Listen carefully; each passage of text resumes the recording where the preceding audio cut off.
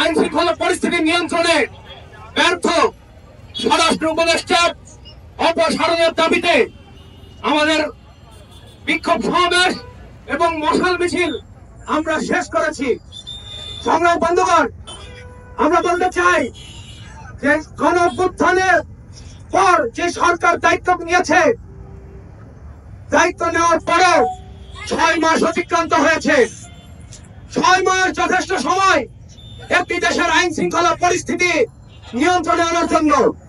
কিন্তু আমরা দেখেছি যে সরকারের পক্ষ থেকে বারবার যে নৈরাজ্য, সেই নৈরাজ্যকে উস্কানি দেওয়া হয়েছে। সরকারি বিভিন্ন দায়িত্বশীল ব্যক্তির বক্তব্যের মধ্য দিয়ে সারা দেশে যে নৈরাজ্য তৈরি করা হয়েছে, তার দায়ভার এই অন্তর্বর্তীকালীন সরকারকে নিতে হবে। সংগ্রামী বন্ধুগণ, আজকে বাংলাদেশের জনগণ রাস্তায় বেরোতে ভয় পাচ্ছেন। দিনের দুপুরে আজকে ডাকাতি, ছিনতাইয়ের মতো ঘটনা ঘটছে। একটু রাত হলেই জনগণ নিরাপদে বাসায় ফিরতে পারবে কিনা, সেই সংখ্যা তাদের ভিতরে তৈরি হয়েছে।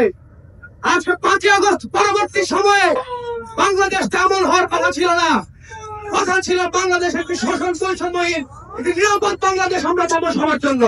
কিন্তু আমরা দেখতে পাচ্ছি যে 5ই আগস্টের পরবর্তী সময় থেকে বাংলাদেশ জনগণের জন্য অনিরাপদ হয়ে উঠেছে এবং এই অনিরাপত্তার দায়ভার সম্পূর্ণভাবে এই অন্তর্বর্তীকালীন সরকারকে নিতে হবে।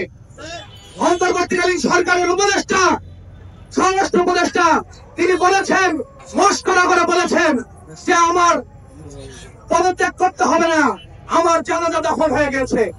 রাষ্ট্রীয় দায়িত্বশীল পর্যায় থেকে এই ধরনের মস্করামূলক কথাবার্তা আমরা মেনে নেব না। আমরা পূর্ববর্তী স্বৈরাচারী সরকারের স্বরাষ্ট্র উপদেষ্টারা দেখতাম, তারা জনগণের সঙ্গে এইরকম তামাশার সুরে কথা বলতেন। আজকে অন্তর্বর্তীকালীন সরকারের স্বরাষ্ট্র উপদেষ্টা তিনিও জনগণের সঙ্গে এই মস্করা করার ধীরতা দেখাচ্ছেন। আমরা বলতে চাই, জনগণের সঙ্গে মস্করা করবেন না। জনগণের সঙ্গে মস্করা করলে তার ফল ভালো হবে না।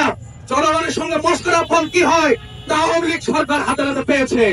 আপনারা যদি সেই ফল ভোগ করতে না চান, তাহলে শুনতে চান, অবিলম্বে জনজীবনের নিরাপত্তা নিশ্চিত করেন।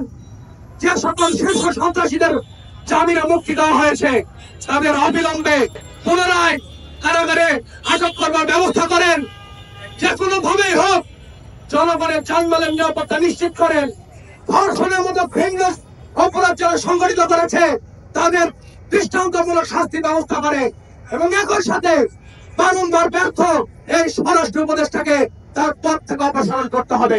সংগ্রামী বন্ধুগণ, আমাদের এই দাবি দেওয়া যদি মেনে নেওয়া না হয়, তাহলে আগামী দিনে আমরা ছাত্র শ্রমিক জনতা পুনরায় রাজপথে আসবো এবং আগামী দিনে আমাদের লড়াই আরো ত্বরান্বিত হবে।